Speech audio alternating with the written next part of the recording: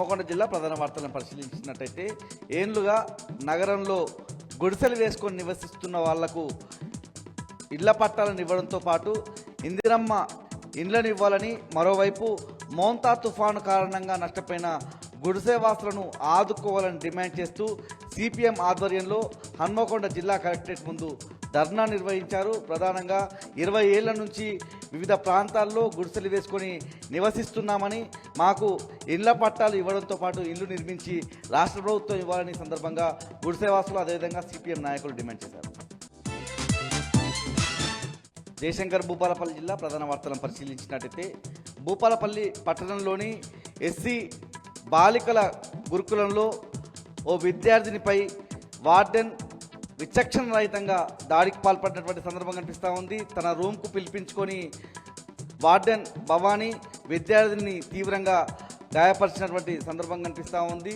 ప్రధానంగా విద్యార్థులు ఏవైనా తప్పులు చేస్తే తల్లిదండ్రుల దృష్టికి తీసుకెళ్ళాలి, కానీ మా పైన ఎలా దాడి చేస్తారంటూ విద్యార్థులు కూడా ప్రశ్నించినటువంటి సందర్భం కనిపిస్తూ ఉంది. విద్యార్థినిపై దాడికి పాల్పడ్డటువంటి వార్డెన్ భవానీపై చర్యలు తీసుకోవాలని డిమాండ్ చేస్తూ స్థానిక డిగ్రీ కళాశాల ముందు విద్యార్థి సంఘాలు ఆందోళన బాట పట్టినటువంటి పరిస్థితి కనిపిస్తూ ఉంది. వార్డెన్పై కలెక్టర్ వెంటనే చర్యలు తీసుకోవాలని సందర్భంగా విద్యార్థి సంఘాల నాయకులు డిమాండ్ చేశారు.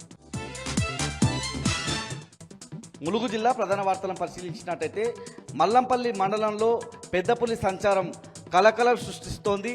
2 రోజుల క్రితం జయశంకర్ భూపాలపల్లి జిల్లా చిట్యాల మండలంలో ఓ ఎద్దుపై దాడి చేసిన పులి ఇదేనని అటవీ శాఖ అధికారులు భావిస్తున్నారు. ఈ క్రమంలోనే పులి సంచరించినటువంటి ప్రాంతాల్లో ఆ పులి పాదముద్రలు, అది ఎటు వెళ్ళిందన్నటువంటి జాడ ఆనవాళ్ల కోసం అటవీ శాఖ అధికారులు ప్రయత్నాలు చేస్తున్నటువంటి సందర్భం కనిపిస్తూ ఉంది. ప్రధానంగా మల్లంపల్లి మండలంలో ఉండేటువంటి గ్రామాల ప్రజలు రాత్రిపూట బయటకు రావద్దని, పెద్ద పులి సంచరిస్తున్న నేపథ్యంలో అప్రమత్తంగా ఉండాలన్నటువంటి సూచనలు చేస్తూ ఉన్నారు. ప్రధానంగా పశువులను అటవీ ప్రాంతానికి ఏదైతే మేత కోసం వెళ్ళవద్దన్నటువంటి సూచనలు అయితే అటవీ శాఖ అధికారులు ప్రస్తుతానికి ఇస్తున్నారు.